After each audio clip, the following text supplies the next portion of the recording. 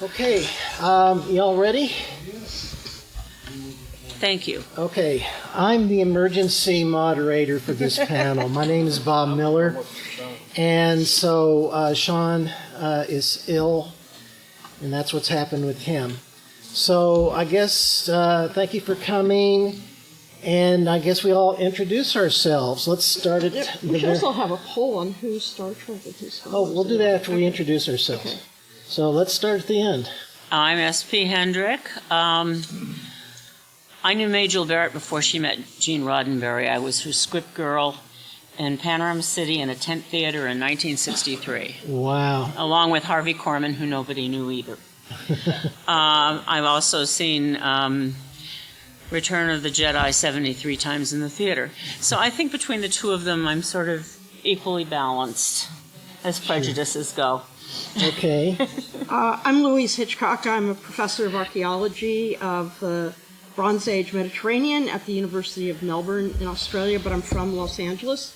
I'm not going to compare to her record, but I stood in line weekly for 3 months, once a week, to see The Empire Strikes Back, and I saw Star Wars, first Star Wars, or Star Wars 4. I saw that and Empire before they opened, so that's my, I guess, claim to fame. Also, I would add that I grew up in a very dysfunctional family, so Star Trek was my family. Yeah, I hear you. Helped me become what I am today. indeed. Okay, my name is Bob Miller, and I've been in the animation industry for 3 decades, and I've written for Starlog magazine and comic scene. And I've also written a book called the Star Wars Historical Sourcebook. It's a project that's going to last from 1971, the foundation of Lucasfilm, up to 1990, covering the original trilogy, documenting everything that I can find that's been published about the series. So that's my interest in Star Wars, but prior to that... I have a short news article on The Mandalorian. I'm only going up to 1990. Oh, okay. Because otherwise I'd go crazy trying to compile everything that's been published up till now. But, you know, I've been to England 4 times, British Film Institute, newspaper library in Cambridge, and on and on. I've been to Vancouver, Germany, libraries all over the United States with their vertical clipping files before the internet came around. So I've amassed a huge collection of printed materials, comics, books, newspaper articles, and I'm cataloging all those for this project. And Gary Kurtz actually endorsed Volume 1, which covers up from 1971 to 76. So it's an ongoing project. That's my claim to Star Wars, but before that, I was and still am a Star Trek fan. And so that leads to the question... ask it your way. Why do we have to choose? But I have things to add to that, too. I'll have to qualify that later. Okay. Or should I qualify it now? Well, let's see. How many like Star Wars but not Star Trek?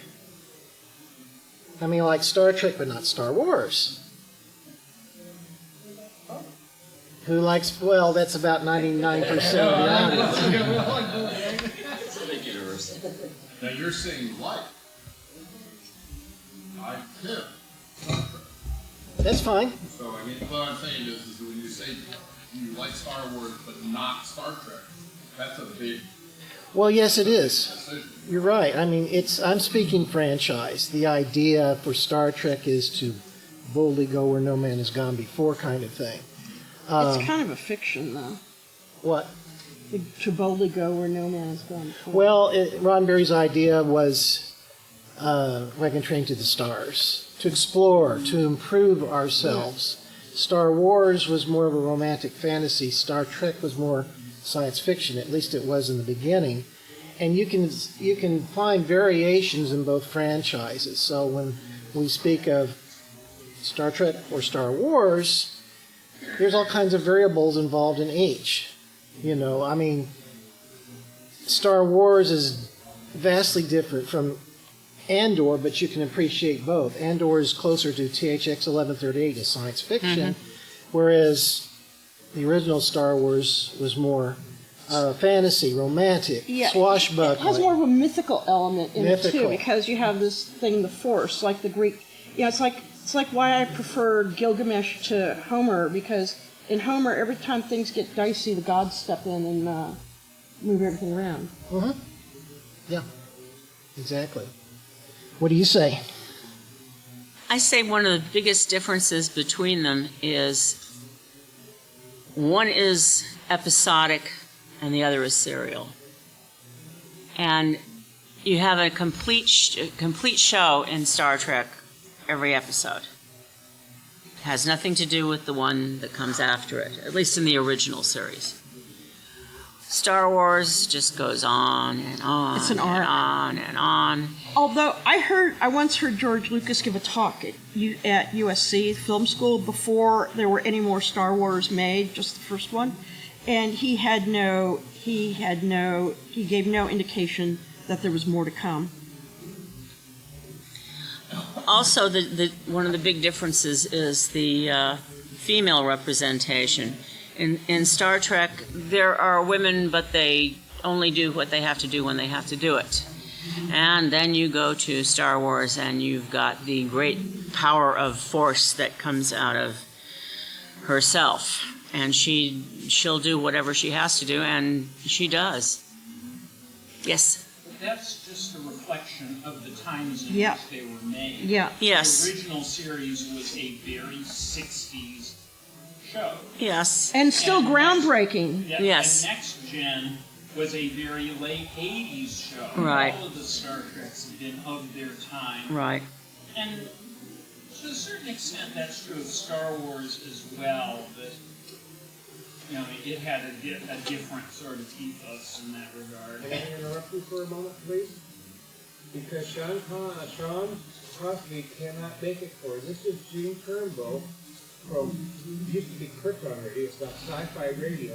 He is offered to sit in the vacant seat, and this man knows everything there is to know about what you guys are talking about. Oh, very good. Welcome. Welcome to the I bet he doesn't know why Star Wars is dead to me. Like more of that on Sci-Fi Radio than anything else. I seem to have misplaced my placard. I was using it here and I picked it up and walked off and now I don't know where it is. Just make one. Well, everybody just look closely at his name tag. Gene Turnbow. That's Why Gene. don't you introduce yourself to everybody? I am the founder, station manager, and editor-in-chief of Sci-Fi.radio, the world's only full-time science fiction radio station. We have been on the air continuously since 2009, and we now reach a worldwide audience of about 1 million people a year. Very good. That's great. So we were starting up saying, most of we took a poll of the crowd, and we had one dissenting member who preferred one over the other, but for the rest of us, we enjoy both franchises. Oh, yeah. Oh, I didn't say I didn't enjoy them. I just No, I meant the gentleman over there. That fellow. And there's nothing wrong with you believing what you believe. I'm not saying that at all. So, in terms of preference. What I thought was interesting is that Star Wars owes a lot to the Star Trek fan base when it first got started. I do know that Charles Lippincott, who was the marketing manager for Lucasfilm back in 1976, they were going for a ground roots approach to publicity. They needed people to find out about Star Wars, which would come out a year later. So they got it in touch with B. Joe Trimble. Everybody knows who B. Joe Trimble is, right? The first lady of Star Trek fandom, and her husband John.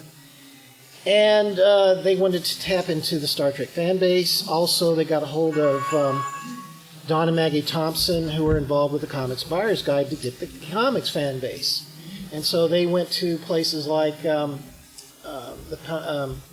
San Diego Comic-Con. And so Charlie sought advice from those two groups and planned their plan of attack, so to speak, on that. Does anybody want to speak to how Star Wars got started with Star Trek support?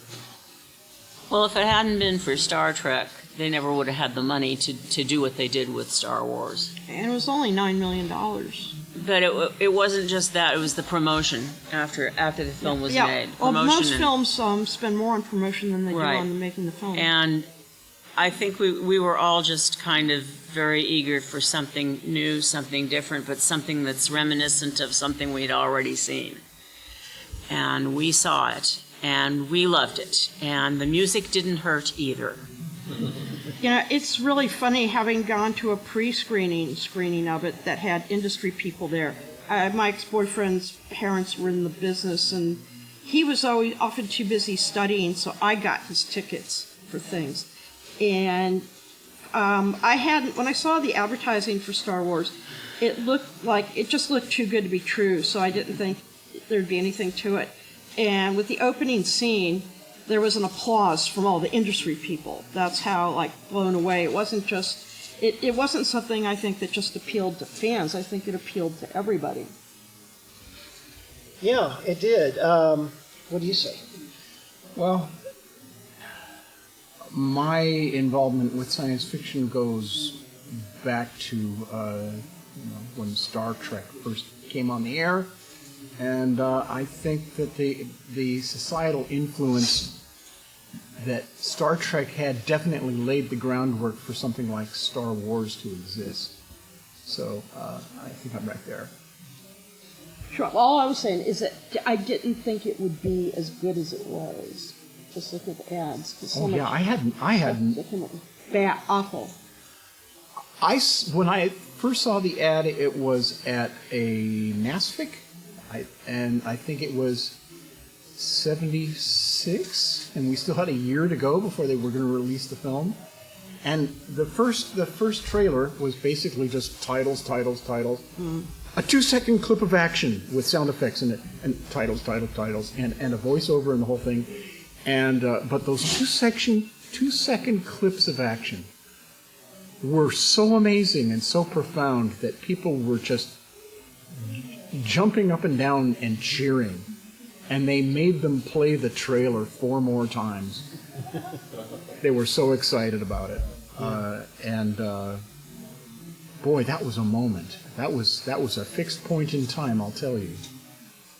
That was when everything changed. Now, here's a bit of trivia. When the trailer was released, the December trailer of 1976 was released, what Star Trek actor voiced that trailer? Malachi Throne. Oh? Who did he play in Star Trek? Anybody want to? Commodore Mendez. Yes. There you go. There you go. So that's probably the very first Star Trek actor involved with the Star Wars franchise.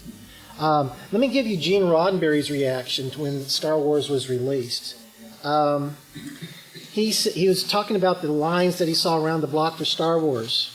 He said, "The line stretched around the block and into the parking lot. I began walking down the line and I kept seeing faces I recognized from Star Trek conventions and lectures. There were so many of them, we could have had a Trekkie convention right there in the parking lot." And he says, "I looked at that long, long line that evening and I said to myself, well, Gene, there goes $20 or $30, 20 or 30 million you're not going to make." I would have thought it's time for me to produce another movie. Well, that's the thing, and I think Star Wars latched onto it. I think there was, in the early 70s, when Star Trek was gaining popularity in the syndication route, there were announcements here and there of Roddenberry trying to start up Star Trek again. I mean, Star Trek, the animated series, kind of fulfilled that, but we were looking for a live-action one, and there were rumors that they were trying to do that.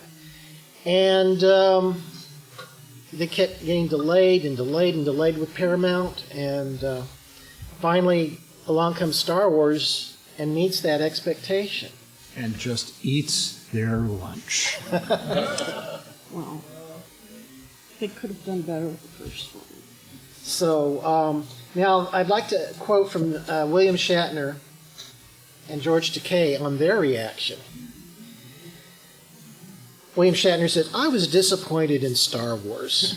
Sure, it had terrific special effects and those two cute mechanical men, R2-D2 and C-3PO, but apart from that, it was like a simple-minded cartoon.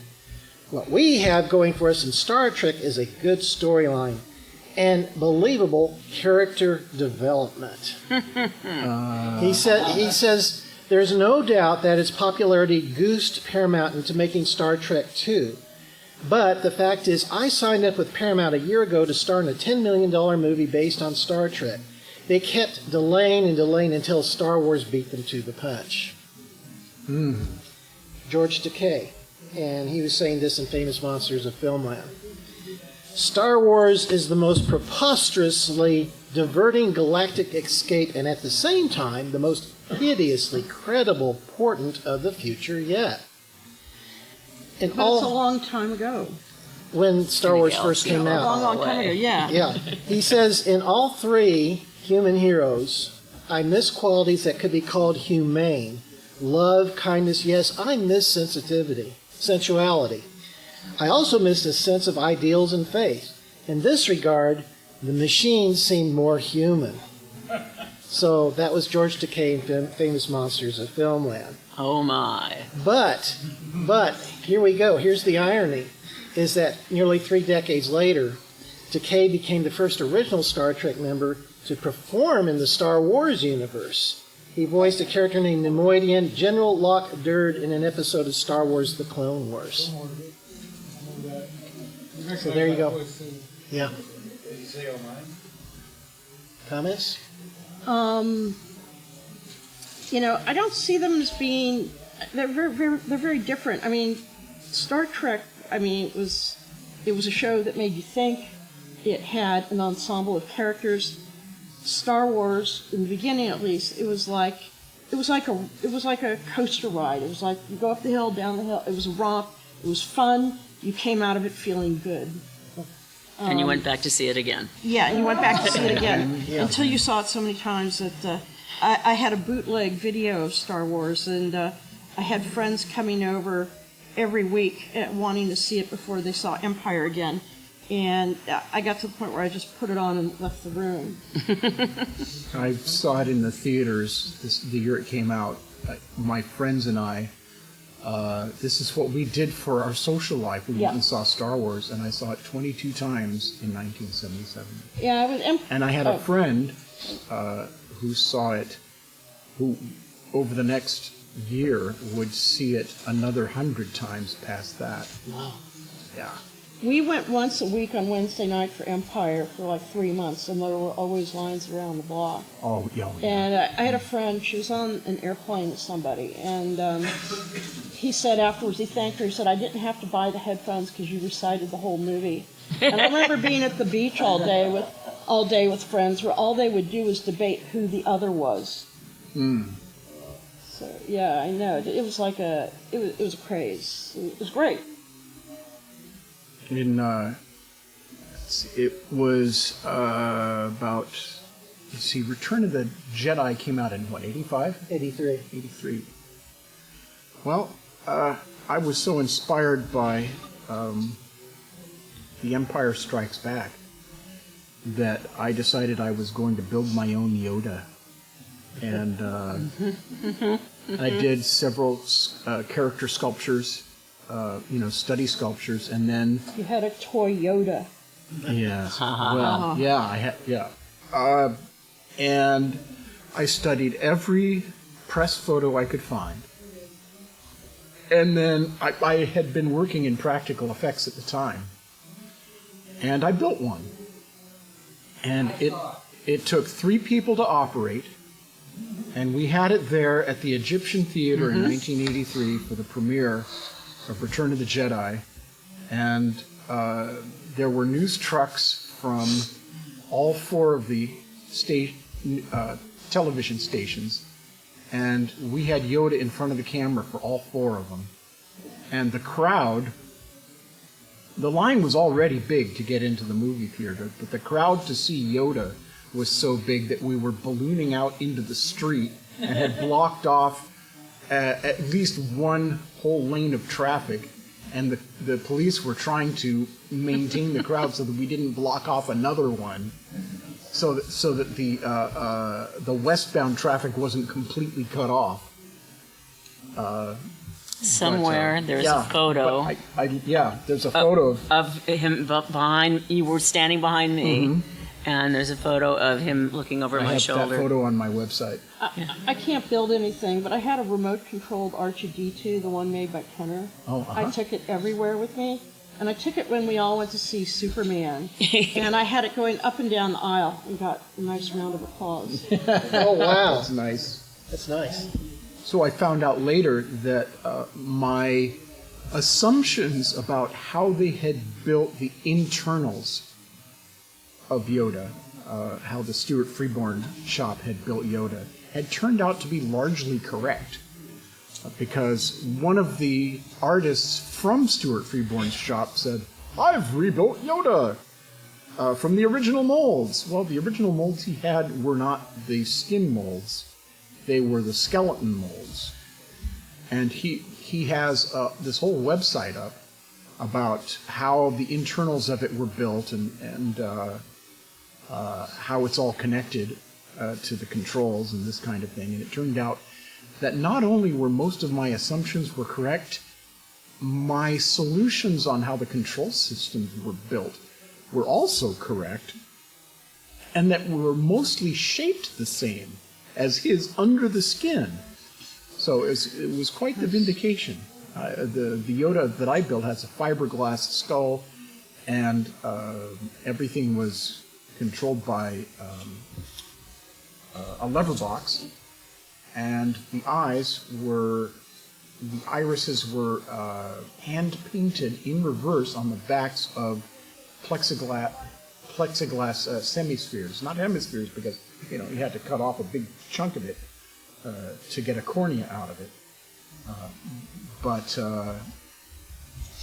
So he had enough controls that he was able to give a pretty good performance. Yeah, I look back and to me, Empire is still the best of the Star Wars movies, but when I love Return of the Jedi too, because I love the character of Luke. I wasn't the Han Solo person. And it was great up until the Ewoks. And that's when my interest in Star Wars started to be challenged. But for me, what really killed Star Wars was, and I can't remember the numbers of them, but Anakin went further in ruining Star Wars for me, because at first I just saw him as a spoiled child, and that long race he was in seemed like a video game. And then in the next... It made for a great video I'm sorry? game. It made for a great I'm video game. sure it did, but not... I went to see a movie, not a video game, but I'm sure... I was at a panel once, I was at a panel, not on a panel, where somebody said, if there's a skateboarder going down the street and the kid had 50 cents in his pocket and that was his last 50 cents, George Lucas wants it. And then after, in the next movie, when the guy playing Anakin, to me, he was just a sneering and sullen teenager. And he did not seem to me like Darth Vader. I had the same issue with, I'm losing the guy who played Ben Solo's. What's the name of the actor? I don't know. Yeah, Adam Driver. Oh, him. I thought he was also like sneering and sullen. There's a great meme, Disney meme, of all the Disney princesses, and he's one of them. And, although I thought he was a great actor in The House of Gucci, I just somehow it seemed miscast to me. But it was like, this just started the decline of the Star Wars universe in my mind, and I loved Rogue One. It was kind of like, drew a lot on the older movies, but I loved Rogue One. But what really killed the whole thing of Star Wars and Star Trek for me, and I know a lot of people hate The Mandalorian, but to me, The Mandalorian revived the Star Wars universe. And the reason is that The Force, it was good or bad. It was this binary thing, and you had to become an ascetic, except when you weren't. Like when Luke goes to help his friends, but Grogu can't. And he becomes an ascetic for parts of his life, and then he screws up. But then also, the Force, it's kind of like Plato's Republic. Have any of you read Plato's Republic? Long ago. In Plato's Republic, you become the philosopher king by going to the cave and you're seeking gnosis, which is knowledge, and you go through a period of being a knight until you ascend to acquiring enough wisdom to being the philosopher king. The Catholic Church is structured on this, but in a way, the sort of Force comes across to me like this. And it's got kind of its bad side and its good side. And what I like about The Mandalorian so much is the idea of the way. And it might have to do with the fact that, I'll admit, I'm a libertarian, but everybody in the Mandalorian frontier, they're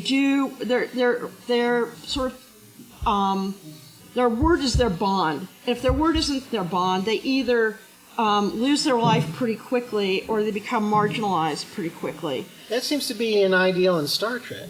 Yeah, it is to a certain extent, except you don't know where the money comes from in Star Trek. No, But credits. there's like poverty, it almost seems eliminated in Star Trek. You get everything you want through the replicator, but this is in the later Star Trek. But just let me quickly finish. I like the sort of code of ethics in The Mandalorian. And for me, that resurrected Star Wars. And it's like, I mentioned a short article I wrote for the Greek newspaper in Australia on The Mandalorian, comparing Mando and Grogu to Achilles and Patroclus and to Gilgamesh and Enkidu. Sort of this buddy movie. It's kind of like a remake of the buddy movie, but I like the way better than the Force because I think the way is morally and ethically superior, and it's Mandalorian for me. I think the most interesting thing about The Mandalorian is that Christopher Lloyd and Michael J. Fox kept getting out of it. Sorry.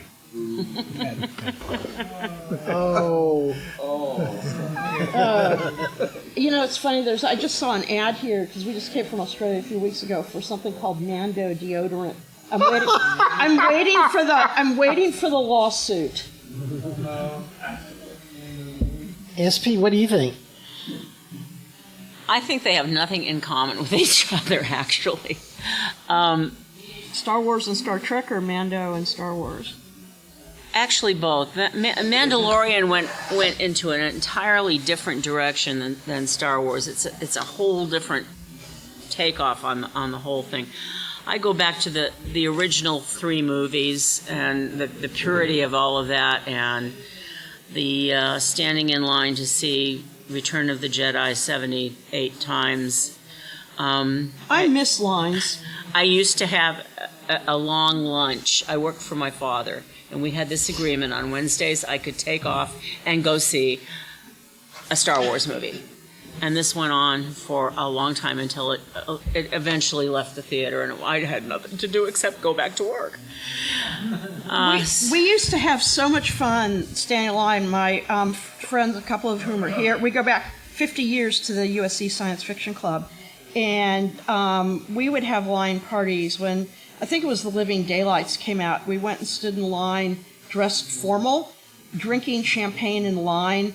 And in the part that we had one bottle left when the movie started, and where he says, where the credits roll across with the ball and the gun shooting, with the sight in the gun shooting, we all yelled in unison, Bond, James Bond, and popped the last cork. And when they had the re-release of Lawrence of Arabia, we all went dressed in Arabic gear, eating kebabs, and I handed the ticket taker my ticket on my silver Yemenite dagger I bought in Petra. Now you couldn't do that, you'd be arrested. Yeah. I congratulate you. That was my favorite movie for so many years. My life, that's why I became an archaeologist, was seeing Lawrence of Arabia. I actually have an article titled Becoming Lawrence of Arabia. Yeah. Busby, you've been immersed in Star Trek as well as Star Wars then, Oh, right? yes. I think one of the big differences is you don't stand in line to see Star Trek. At least originally. It was on there on the TV. You could turn it on, turn it off, whatever you wanted to do. There was no great effort in watching it. So you watched it, and you ducked out on the commercials, and got your snacks, and came back and finished watching it. And the characters became part of you. You watched it for a number of years, and though the stories were a lot shorter than Star Wars, you knew it. You knew what was going on. And Family. Yeah, it was. It was definitely family. And you'd recite along with what was going on the screen all the time, and there was nobody sitting next to you telling you to shut up. Well, now, when the movies came out, did you stand in line as often as you did for Star Wars, the No. original? No, I was a lot Because- older and arthritic. Okay. So I didn't stand in line as long. So you didn't have as much enthusiasm in Star Trek as you would for I don't The think original. the movies were as good as the TV series, personally. Okay. I think some of them were. I always stood in line. My friends and I, we stood in line for everything, and I missed that. We went and saw Napoleon on Tuesday, and I missed the line. I remember going to the theaters to see most of the Star Trek movies as they came out, but I don't remember ever having to stand in line. It is like, 10 people to get into the box office. Yeah. It's not, it wasn't, it Where was a did you see different it? Where era. did you see it at? That depends on a lot. Well, it depends on. All sorts of places, depending on which film it was and where I was in the country at the time. But yeah, it never had the fervor that Star Wars did. No, but opening night. Yeah, there was, the there was a opening lot. night. I think one of the big reasons Even is opening we night were a wasn't lot the younger same. then. Yeah, We were I all a think lot so. younger then, and they aimed it at. With Star Wars, it didn't matter how old we were. With Star Trek, we had been a lot younger when the TV show came on, and we were used to seeing it sitting Yeah, that's down in our true. living room. It was not the novel thing that Star Wars was.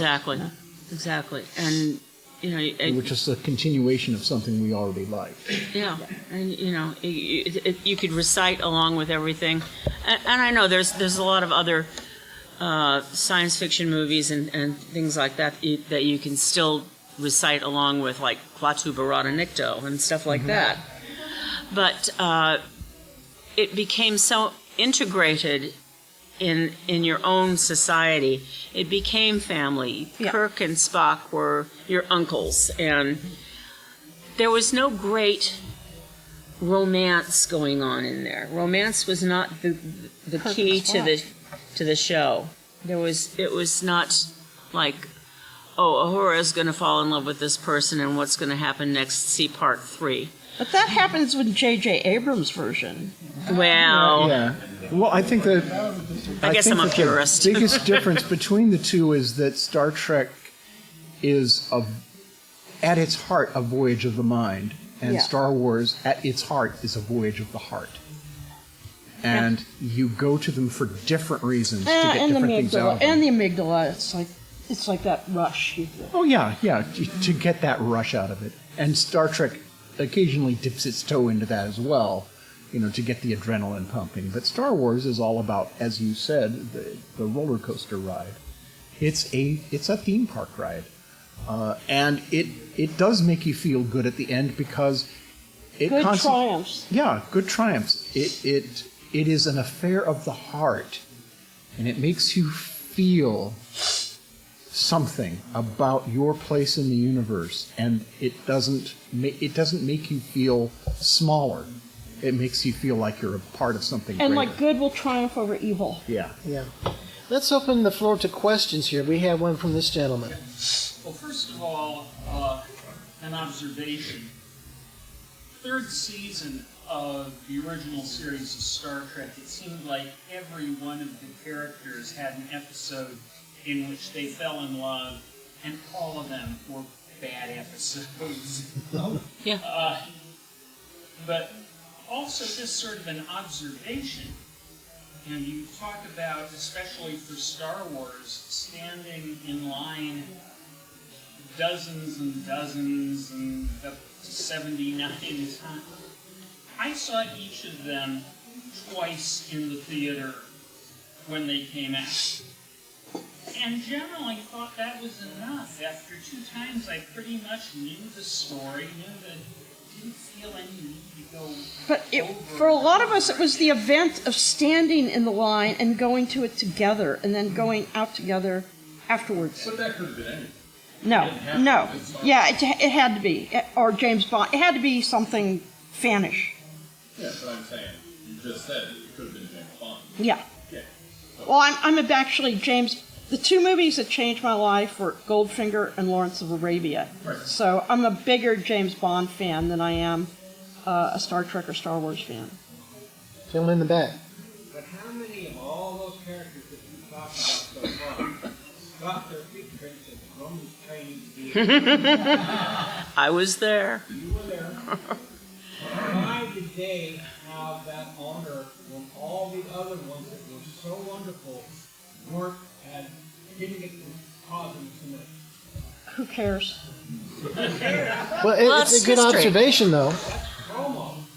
That's the best. Cement doesn't last forever. In archaeology, you learn nothing lasts forever, actually. No, but the movies premiered there, and having a part of something that was premiered there added to the history of it. We That's always it. went to the Avco or the Plit or the Dome. That's insane. I think that was the first month of the original Star Wars. Was the only place you could see it, actually. Yeah. I'm from Texas, and I went to the North Point Theater in Dallas. Couple stories on that. When I first saw Star Wars the first week of release, we were in line, and I said, how did all these people find out about the movie? Why is there a line? And so somebody told, well, there were 2 reasons. One was the ground root support that I talked about earlier from the science fiction fans, Support, yeah. raised by Charles Lippincott. But the other was Newsweek, the year's best movie. That's what they called it. And so that this couple ahead of me said, yeah, we came here because Newsweek said this was the year's best movie. So it's like a double whammy on that. And later, when I went to the University of Texas at Austin, I stood in line for Star Trek the Motion Picture, and there was a line for that. Well, only because it had a larger budget, but it did prompt Star Trek too. And you probably know the story. Jeffrey Katzenberg said, well, why don't we have it produced through the TV division and lower the budget and try to make it more economical? And the story was much more powerful. They brought in Ricardo Montalban for marquee value. Right. And Industrial Light and Magic did the effects. There's another Star Wars connection for you right there with Star Trek. Oh, they were doing a lot of it. You know, in fact, yeah, and you probably know that ILM was involved with Star Trek The Next Generation, at least for the first few episodes. And lots of other movies. Oh, yeah, exactly. So there's the connection for you right there. Didn't Star Wars premiere in May, so it would be the world's best movie so far? Yeah, I was thinking the same thing. But that's not how it was Billed. billed. Yeah, you're right. Yeah, in fact, Jay Cox, who I think was the reviewer, I'd have to look it up, but he was actually at the February screening at Lucasfilm,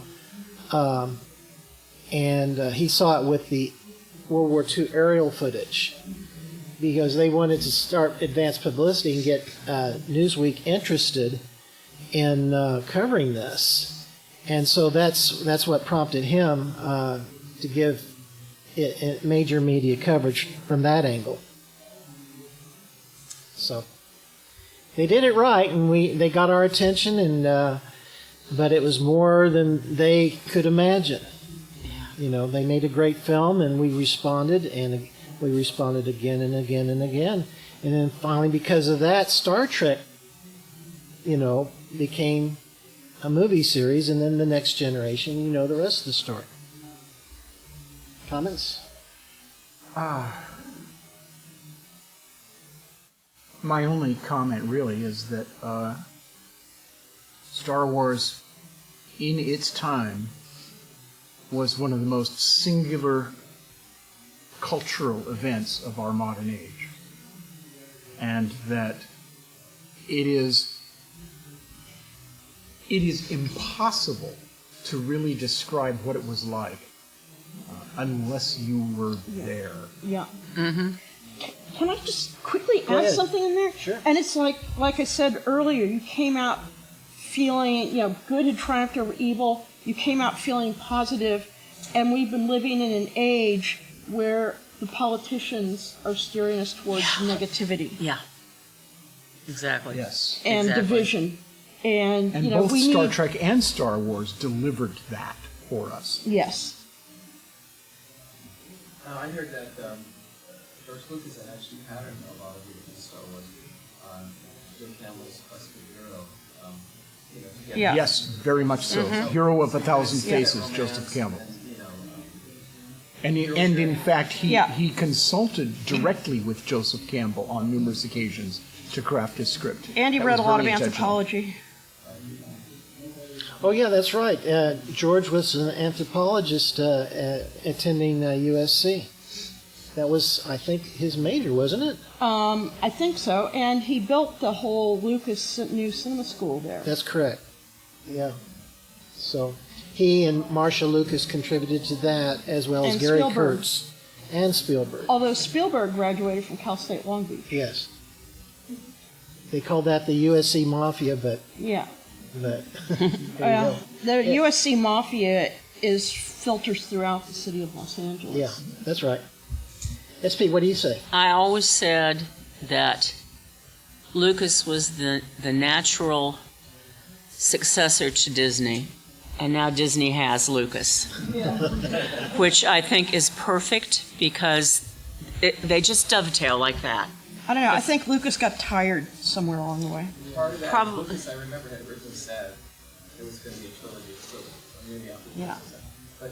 But then I remember after like the sixth one, he says, no way, it was just these 6 movies. I think he was just tired. Because it was taking 3 or 4 years of moving in a large part of his life. I think he was ill too. He might have also just been tired of it. I mean, it's like I remember hearing about, I can't remember if it was E.T. or Indiana Jones.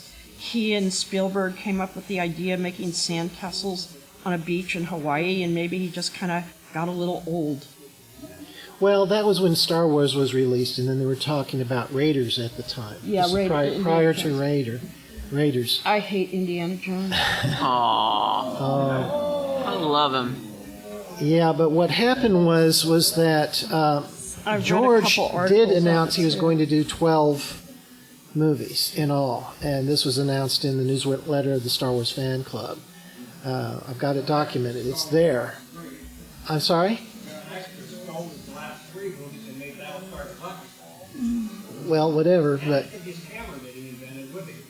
that's right. Well, they made the I think it was called the Edlund Flex after that as a replacement.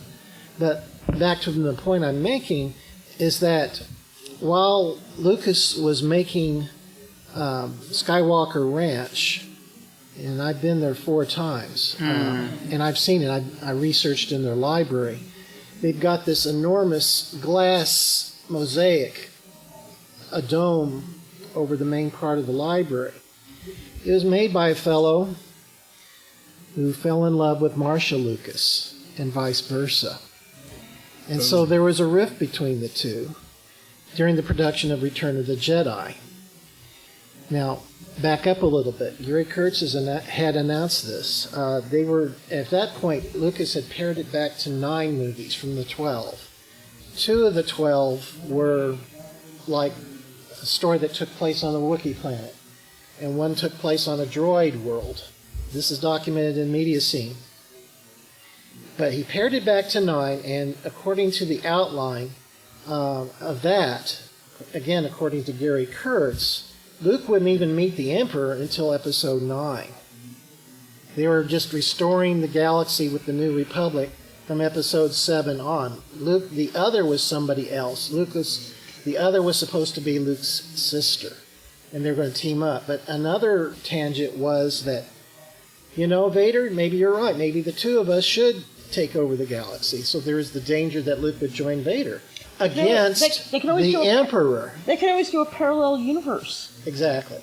So anyway, now we have the goings on between Marcia and the glassmaker. And George found out about it, and ultimately they divorced. They agreed to stay together until Jedi was finished, but by that point, and also Lucas had adopted a daughter. The Lucases adopted a daughter, and so Marcia wanted to turn it more toward family, but George was a workaholic. So he pared the saga back a little more, and so he decided to wrap everything up with Jedi at that point. Luke would meet the Emperor and defeat the Emperor, whereas it would take 3 more movies originally. That was the original plan. So he truncated the whole saga into Jedi, and then he had different plans for it after that, but he wanted to wait for the technology to catch up before he decided to do the prequels. The first 3 were known as the Adventures. Well, the whole saga was called The Adventures of Luke Skywalker. George changed his mind and called it The Tragedy of Darth Vader, which is how it turned out. So, yeah, real life intruded on his decision-making on the saga. So, Marcia, to her credit, they split George's fortune, the Lucas's fortune. How did they cope? And, well, this is it, because Lucas needed to keep money flowing into Lucasfilm to keep that operation going. And so 2 things happened. He loaned out Industrial Light and Magic to other studios, to make Cocoon, to make Star Trek II, to make The Abyss, all these other science fiction movies. Oh, Ghostbusters, I think. No, that was Richard Edlund, who by that time split out. And then the other part of that is that Marcia was gracious enough to more or less loan George the money he needed to keep his operation alive. And George pared back on his own operation. That was another factor. So with no more Star Wars movies coming out after 6 immediately, he wanted to rely on Ewoks. Caravan of Courage, Ewoks, The Battle for Endor. And he started to pare back his operations at that point. And they laid off a lot of people at Lucasfilm in 1986. In 1987, Kenner destroyed the models, the toy models, and let their part of the contract lapse. So it wasn't until 1990, 1991, they thought the franchise was dead. It was dying. There wasn't enough money from Star Wars to keep everything going. And then all of a sudden, Timothy Zahn comes out with his Heir to the Empire books. All of them New York Times bestsellers. And they're thinking, maybe there is interest in Star Wars after all. Maybe there is a strong fan base. And with the technology being progressed through Willow and the Abyss, the morphing technology, which gradually became the digital revolution, Lucas began to see that, the technology can meet my vision, finally. And that's what prompted him to come out with the sequels. So, and again, back to Star Trek. Star Trek benefited from the advanced technology that Lucas developed through all this. And one more component is Pixar, the Pixar computer. Mm-hmm. Does everybody know what Pixar is? Jobs. Steve Jobs bought it, Yep. bought the technology, developed it, and that spun off into Apple. CG animation. Sent him back to Apple, too. Yeah, so it's remarkable. And again, from all this, Star Trek has benefited as well. So, it's not one or the other, it's both. Both Exactly. benefiting from the other. Globalization. It's like globalization. Well, it's a closed universe. Is what it is. Everything that is developed for one motion picture advances the prospects for all that come after it. I worked for Rhythm and Hughes for about 10 years, and we saw all kinds of technology flow through there. And towards the end, before the company folded in 2013, we were working on hardware-accelerated real-time rendering. And I think we were the first studio to be looking at it. Now, of course, you have Unreal Engine and Unity both taking advantage of this technology and doing essentially rendering in real time with Unreal Engine, which, and this dovetails into both Star Trek and Star Wars in a way that I'll get to in a moment. You can pre-visualize your scenes pretty much on set as you're shooting them. Now, the way this dovetails in, the new technology that is being used on The Mandalorian and some of the other Disney Star Wars shows, Ahsoka makes use of this also, is they are shooting on set with essentially what is a giant video wall, except it's a sort of a surrounding environment. And what makes it remarkable is that it is synced to the camera movement so that everything looks great through the lens. So you can actually go to Dagobah or go to Tatooine and have these grand vistas. You don't have to go to Tunisia anymore to shoot these locations. You can do them right in the studio. And the technology is now so pervasive that there are studios around town where you can rent the studio space by the day and use this technology. This has made an incredible impact on films of all kinds, not just Star Wars and science fiction. Owl Kitty. Yeah. Oh, Owl Kitty.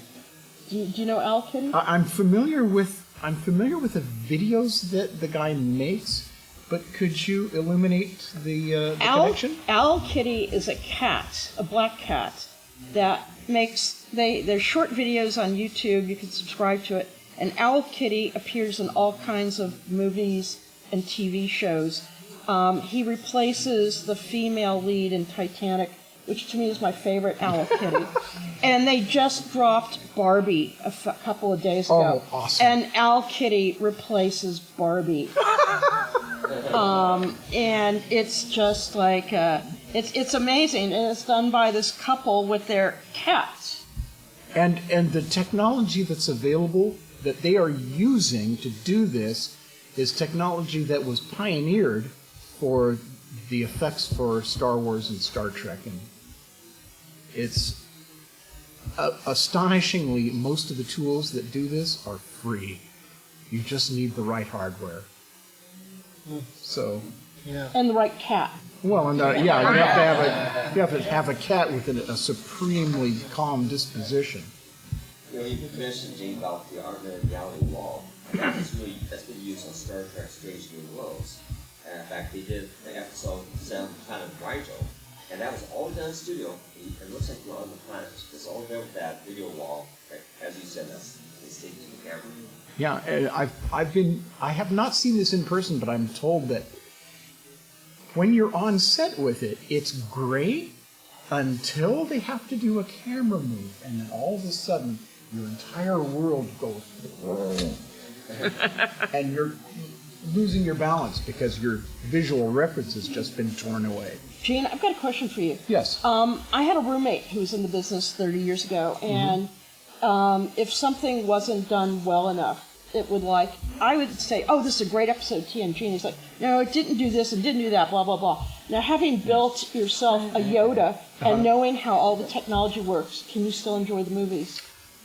For a long time, I couldn't, because I knew how the sausage was made, and I could see.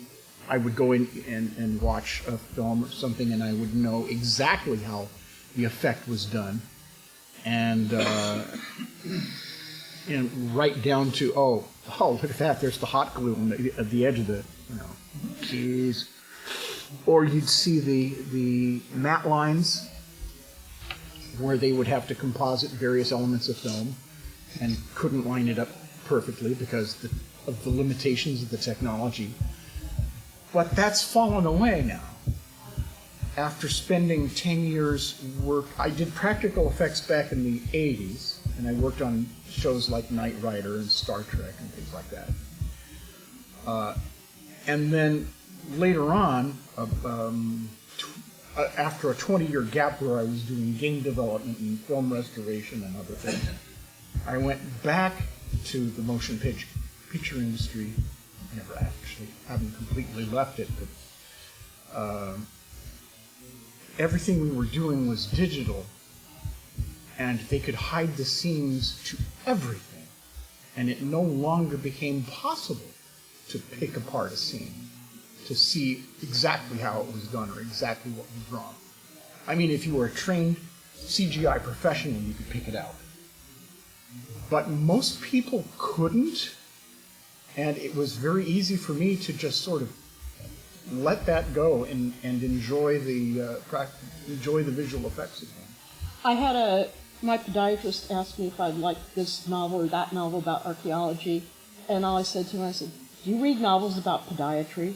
It's like, you want to get out of it, sometimes. Do we have any more questions out in the audience here? Nothing? Okay, SP, your thoughts? I think there's absolutely no point in trying to contrast the two because they are their own entities and we love them both. Hear, hear.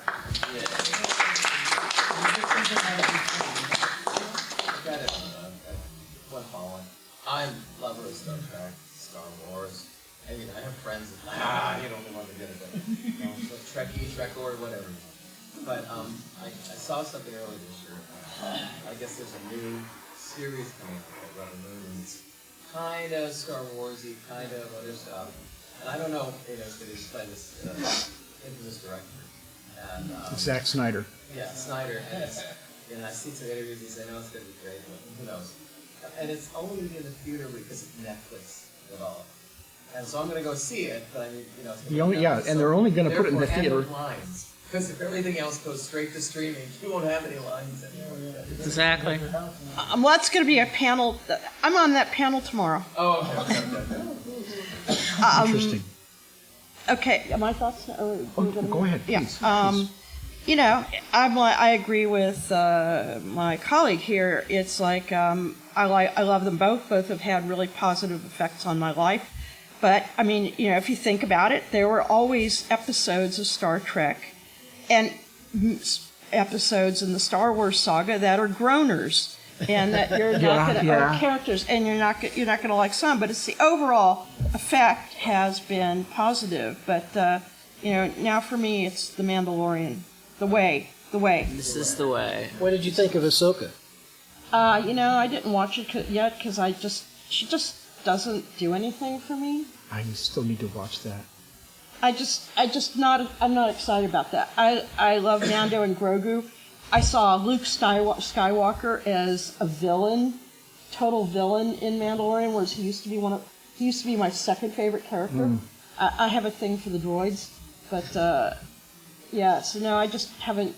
I will watch Ahsoka at some point. It just doesn't seem urgent. How does Rosaria Dawson water her garden? In what? How does Rosaria Dawson water her garden? She uses a Ahsoka hose. That was a good one. Do you think though that Mandalorian is more of a Western than sci-fi? Oh God, yes. It has that. It has that wild. It certainly has that Wild West vibe and that code of ethics and that sort of slimy Clint Eastwood type villain that goes against the sheriff. Yeah, absolutely.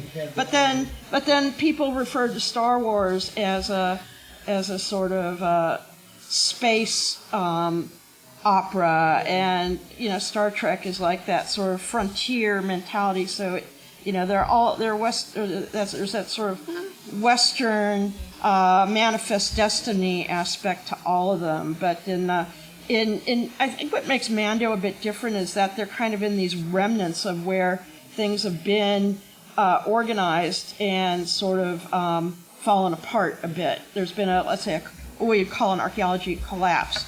And they're trying to rebuild the order and the infrastructure. But yeah, I totally. See, I don't like Westerns except for the movie Unforgiven. But yeah, I totally get that.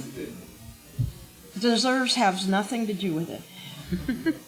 I always wondered why they didn't name the Star Wars land at Disneyland Space, the Final Frontier Land. They can actually do that. What is that kitty? Question in the back. Owl Kitty. As in the bird? Owl? Yes.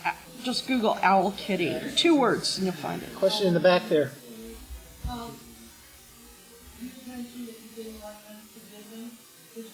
No, I said it was the only one it's the only Western I do like.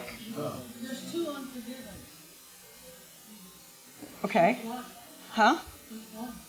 I only know the one where he kills Gene Hackman. So if there. That's the most moved. The first one was Burt Lancaster. Okay. You know, I don't know if I could look at Burt Lancaster without thinking of Elmer Gantry, but I'll give it a go. No, thank you. That's great. The best part of doing these panels is what you learn from people. Exactly. I have just a silly observation. You guys were talking about when you first saw Star Wars. My first experience with Star Wars was in Blockbuster. My parents had to rent it for us because I was too young when it first came out. The joy of youth. Well, that's like, if you ask people which is their favorite James Bond, it will always be the one they saw as a child. Sean. I have a question for the panel. Let's go to Star Trek for a minute. This time, modern Star Trek. Yeah. You know, we've got Discovery, which is serialized, Strange New Worlds, which is episodic, Lower Decks, which is basically a comedy. Yeah, at its heart, yes. What do you think of the diversity in the modern Star Trek series? I absolutely love it. I think Star Trek Prodigy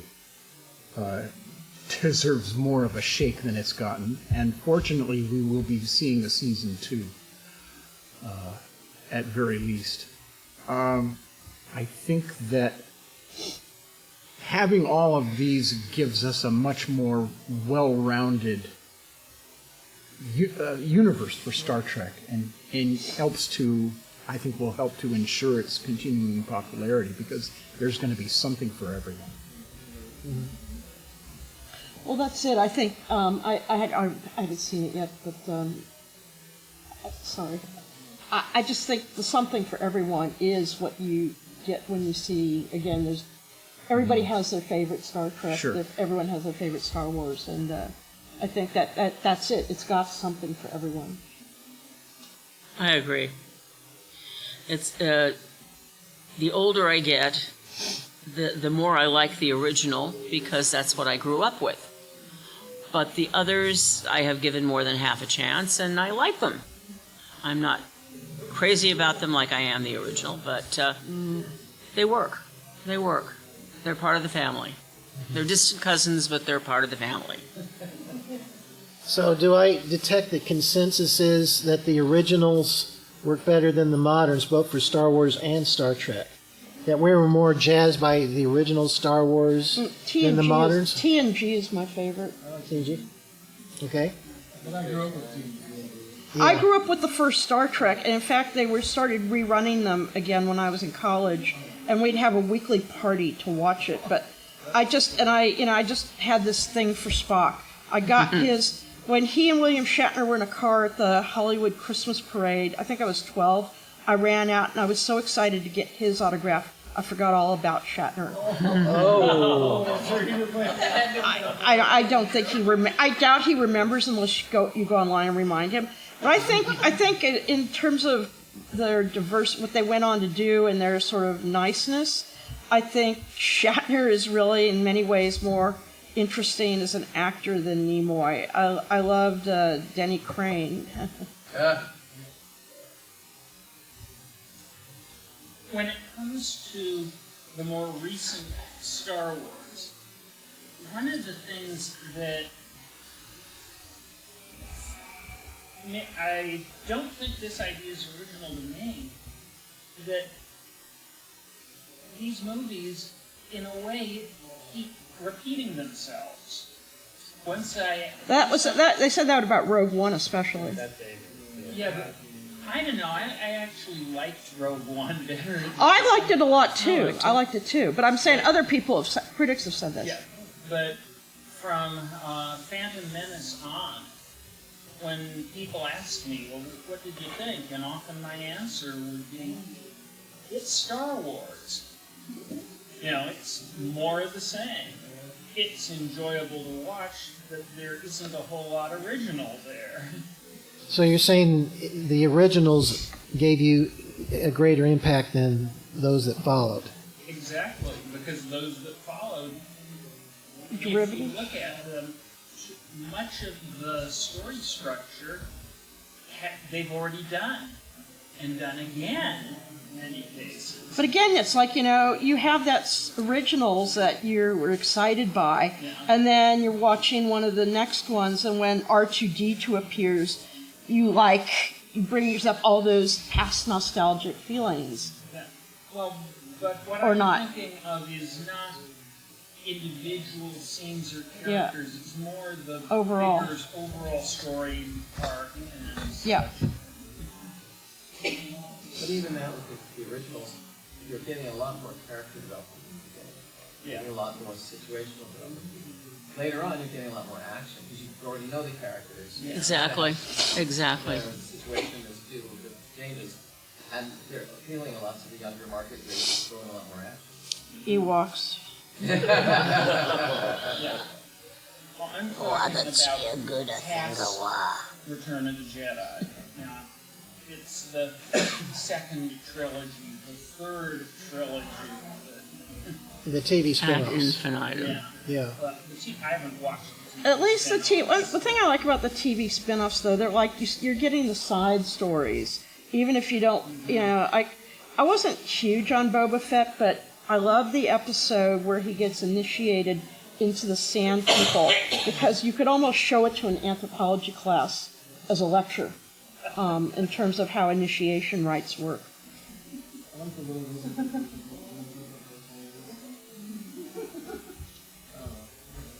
But I also think of Boba Fett as the third season of Mandalorian. Yeah. Pretty much. Or the second season. Gene, have anything to say? No, I think I'm good. I do think we might be running up against the clock. And yes, the end of our time here. It's 2:10. Okay.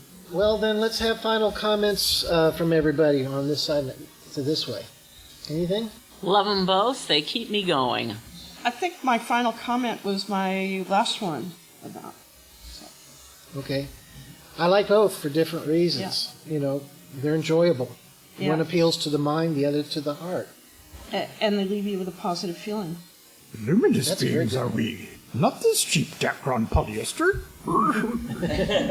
Okay, I do have one final thought. One thing was great about the original Star Trek was how it was groundbreaking in so many ways in terms of ethnic and gender roles and integrating in different people, like in a way that was very natural, not forced.